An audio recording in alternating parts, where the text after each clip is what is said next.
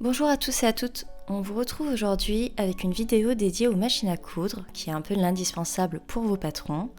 Il en existe de toutes sortes et les deux grandes catégories sont les machines à coudre mécaniques et les machines à coudre électroniques. Alors au studio, nous n'avons que des machines électroniques, mais vous trouverez sur le blog un article un peu plus poussé sur les différences, les pour et les contre des deux différents types de machines.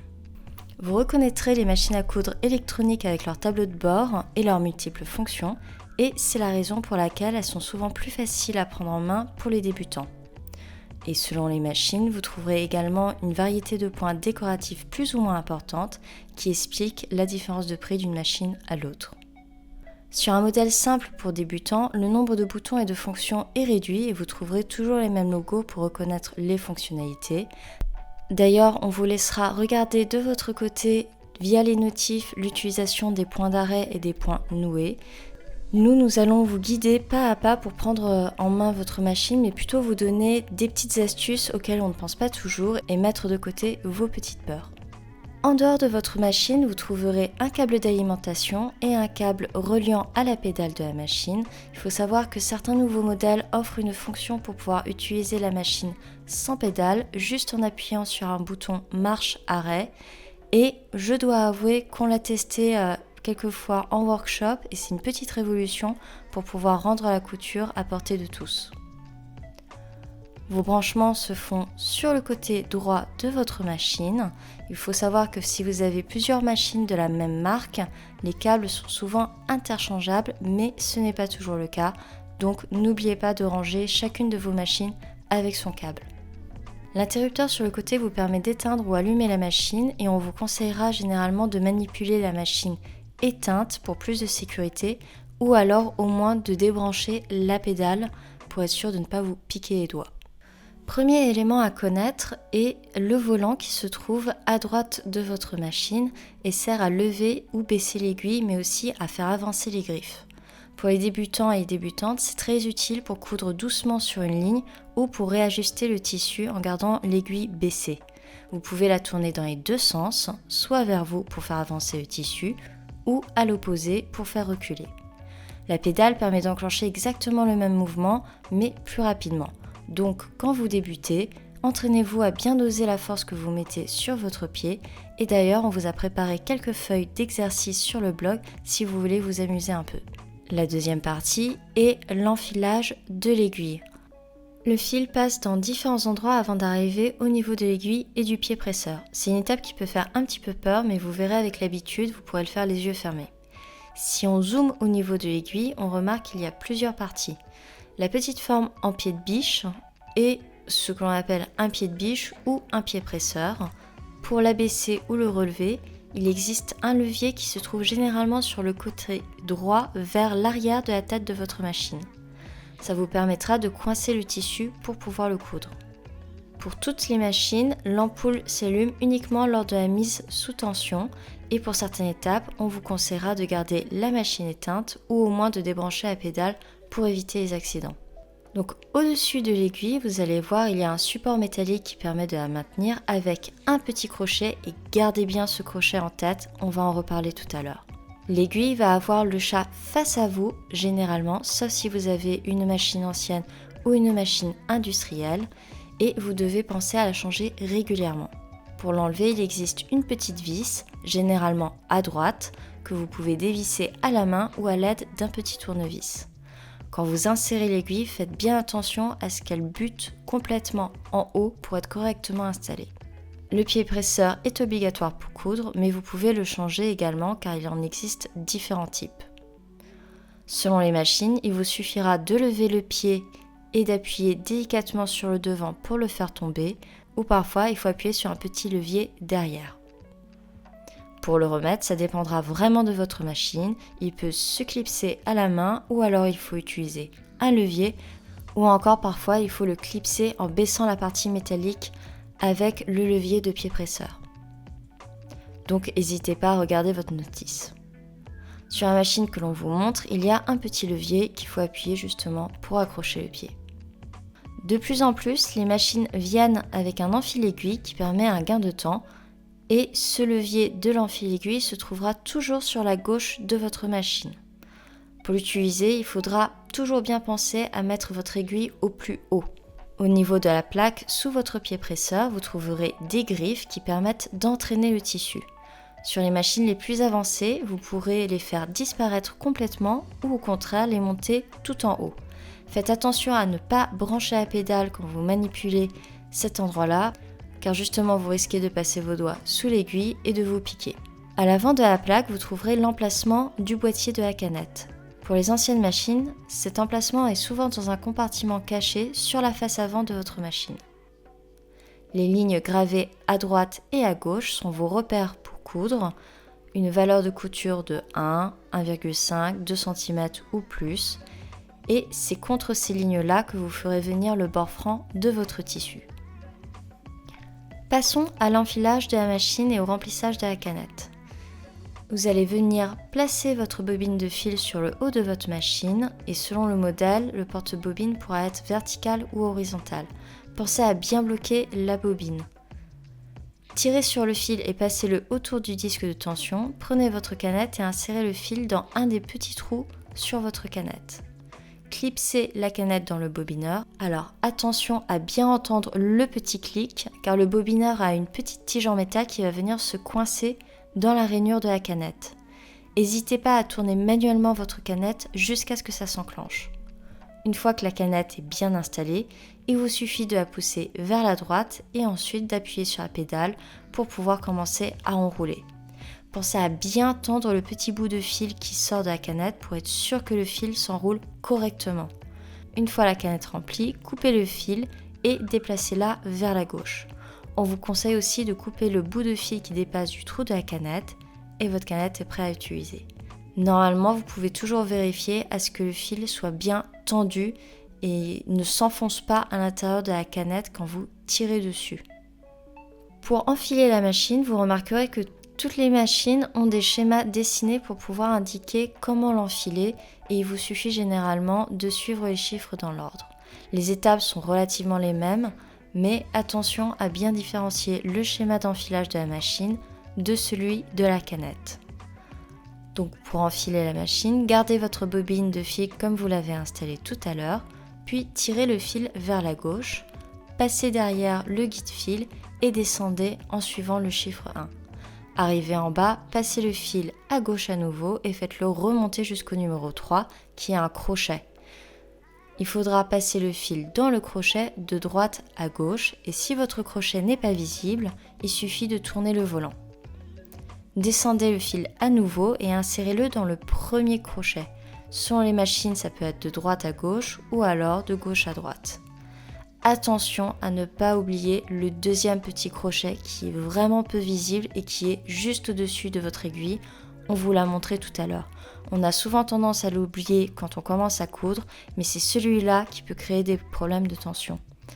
Donc, ici sur notre machine, le premier crochet est à enfiler de droite à gauche et le deuxième de gauche à droite. Il ne vous reste plus qu'à passer le fil dans le chat de l'aiguille d'avant en arrière. Si vous avez un enfil-aiguille, vous pouvez appuyer sur le levier et passer le fil sous les deux crochets de droite à gauche ou de gauche à droite selon votre modèle. Une fois votre aiguille enfilée, on vous conseille de glisser le fil dans la fente du pied de biche et de le diriger vers l'arrière. Ça va être très important de toujours laisser 7-8 cm de fil pour éviter qu'il ne remonte dans l'aiguille et qu'il ne se désenfile. Pour placer la canette, selon votre modèle, elle va devoir tourner dans le sens des aiguilles d'une montre ou dans le sens contraire. Pour vérifier, mettez votre canette dans le creux de votre main et tirez le fil pour vérifier comment elle tourne. Sur l'avant de la plaque, on va libérer la trappe qui protège le boîtier de la canette. Le petit schéma du sens de rotation de la canette est d'ailleurs souvent indiqué et pour ouvrir, il existe un petit bouton sur le côté. Mettez la canette en gardant toujours une bonne longueur de fil dépassée. Repérez les petites encoches sur le devant du boîtier et à l'aide du schéma, repérez comment placer le fil dans les encoches avant de refermer la trappe.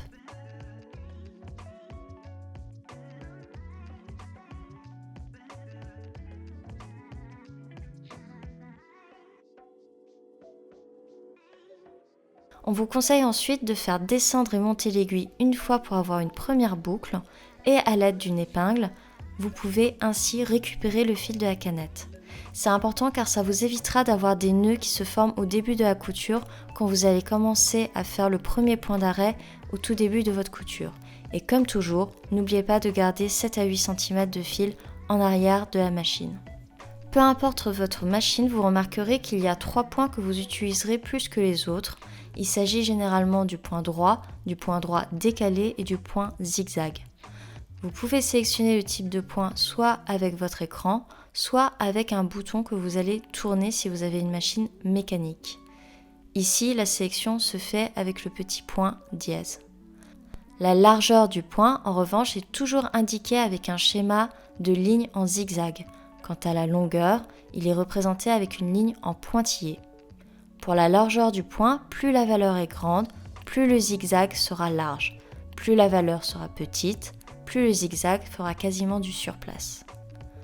Pour la longueur de point, elle est généralement de 2,2 ou 2,5. Si vous augmentez la valeur, le point sera très long et si vous diminuez, les points seront rapprochés les uns des autres. Et le chiffre correspond au nombre de millimètres de la longueur du point. Pour mieux vous montrer, regardez l'aiguille en la mettant en fonction zigzag. Elle va se déplacer sur le côté et si vous jouez sur la largeur de point, vous pouvez précisément décaler votre aiguille soit un petit peu plus à droite, soit un petit peu plus à gauche. Maintenant, on va jouer avec la longueur du point. Nous allons faire un point très serré à 1, puis un point normal à 2,5 et un point à 5.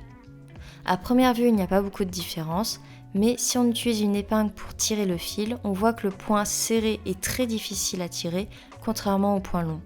C'est la raison pour laquelle on vous conseille toujours un point très long pour pouvoir faire des fronces.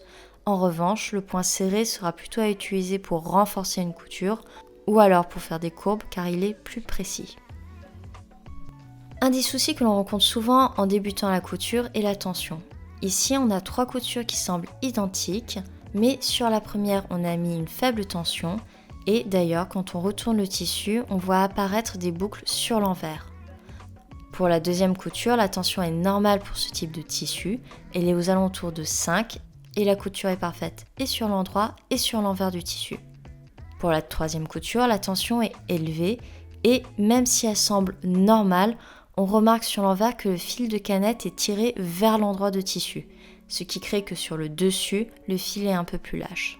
Les options 1 et 3 ne sont pas bonnes pour ce type de tissu. Pour régler la tension, il existe une molette sur le haut de la tête de machine. N'hésitez pas à l'utiliser en fonction du tissu que vous utilisez. Elle va de 0 à 9 habituellement. Une tension entre 0 et 4 est conseillée pour les tissus vraiment très fins, de type mousseline, sinon vous allez vous retrouver avec une couture avec des boucles. Pour un tissu classique de type popeline ou coton ou voile, la tension conseillée est entre 4 et 7. Vous pouvez également l'utiliser pour des gabardines légères. En revanche, les tensions très élevées ne seront utilisées que pour des tissus très épais de type jean. L'erreur habituelle est de ne pas utiliser le même fil ou la même qualité de fil pour la canette et la bobine et c'est aussi une erreur qui va créer des problèmes de nœuds, de fils qui cassent et de tension. Donc vraiment, pensez toujours à utiliser le même fil en haut et en bas. La seule exception est pour le fil élastique, pour les smokes. On utilise alors pour remplir la canette et l'enroulage doit se faire à la main sans trop tirer l'élastique. Selon votre vêtement à coudre, vous pouvez utiliser différents fils. Le fil coton a l'avantage d'être plus naturel et de pouvoir être teint par la suite, mais malheureusement, il a tendance à se casser plus facilement. Le fil polyester est celui que l'on vous conseille le plus car plus solide. Le fil cordonnet est uniquement à utiliser pour les tissus épais, le cuir ou le jean. Et on peut voir d'ailleurs la différence d'épaisseur quand on le met côte à côte avec un fil polyester fin. D'autres fils existent comme les fils nylon invisibles ou les fils métalliques que l'on ne vous a pas montrés. Ça dépendra de l'ouvrage que vous souhaitez coudre. Par économie, on vous conseille de prendre également des cônes de fil, notamment pour le noir et le blanc qui sont les fils les plus utilisés car ils ont l'avantage de durer plus longtemps. Et par exemple, dans le cas du fil mousse, c'est souvent le seul format disponible. Pour les utiliser, si vous n'avez pas de porte-bobine adéquat pour avoir un cône, vous pouvez tout simplement utiliser une tasse et une épingle à nourrice. Il vous suffira de mettre votre cône dans la tasse, de passer le fil dans la boucle de l'épingle à nourrice et ensuite de glisser l'épingle à nourrice sur le porte-bobine et bloquer. Pour le choix des aiguilles, vous remarquerez qu'il en existe différentes sortes et différentes marques qu'il faut classer par type de tissu et par numéro. Plus le numéro sera petit et proche de 60, plus l'aiguille sera adaptée à des tissus fins, et plus le numéro sera proche de 90, plus l'aiguille sera adaptée pour du jean ou du cuir. Il existe également toutes sortes d'aiguilles spéciales pour des tissus fins, du jersey, des fils métallisés ou également des doubles aiguilles. Pour les doubles aiguilles, attention, elle n'est pas forcément utilisable sur toutes les machines, donc vérifiez votre modèle avant. Petite astuce, vous pouvez mettre une touche de vernis pour différencier facilement deux numéros d'aiguille dans une même boîte, même si en soi vous pouvez retrouver le numéro de l'aiguille gravé sur la partie bombée. Pareil pour les canettes, chaque machine a son type de canette, parfois la différence est facile à repérer, par exemple entre les canettes en métal et celles en plastique, mais entre les différentes canettes en plastique, une petite touche de marqueur indélébile ou de vernis est une bonne solution pour les différencier. Pour revenir aux aiguilles, c'est très important de les changer à chaque nouveau vêtement cousu ou sinon toutes les 8 heures de couture, voire parfois moins si vous utilisez des tissus spéciaux. Votre aiguille doit être parfaitement droite à chaque fois que vous l'utilisez, ne pas se tordre vers le haut ou vers le bas, et le plus simple est de la mettre sur une table et de vérifier qu'elle est bien parallèle à la table. Pour les pieds presseurs ou pieds de biche, les plus communs est le classique, généralement à la fois en métal et en plastique, et le pied boutonnière. Ce sont les deux pieds de biche qui sont généralement inclus lors de l'achat de votre machine à coudre. Mais il en existe vraiment une grande variété, avec des guides, des fonctions spéciales, d'autres pour coudre des zipes invisibles ou visibles. C'est un petit investissement, mais ça peut vraiment valoir le coup, donc on vous a mis une liste sur le blog des pieds les plus utiles. En entretien, que votre machine soit électronique ou mécanique, vous devez vraiment l'entretenir régulièrement pour l'utiliser le plus longtemps possible. Tout d'abord, pensez à la nettoyer pour vous débarrasser de la poussière qui rentre à chaque fois que l'aiguille transperce le tissu. Vous pouvez utiliser un petit pinceau et pensez également à bien nettoyer le boîtier de la canette. Et vous pouvez même parfois pour certaines machines dévisser pour pouvoir accéder un petit peu plus profond, mais pareil, attention aux garanties dans ce cas-là. Pour les machines mécaniques, vous trouverez également quelques trous au niveau de la plaque qui sont des emplacements où il faut verser au moins une fois par an une petite goutte d'huile pour pouvoir lubrifier les mécanismes. N'oubliez pas de bien vérifier dans ce cas-là au niveau des consignes de votre notice de machine à coudre.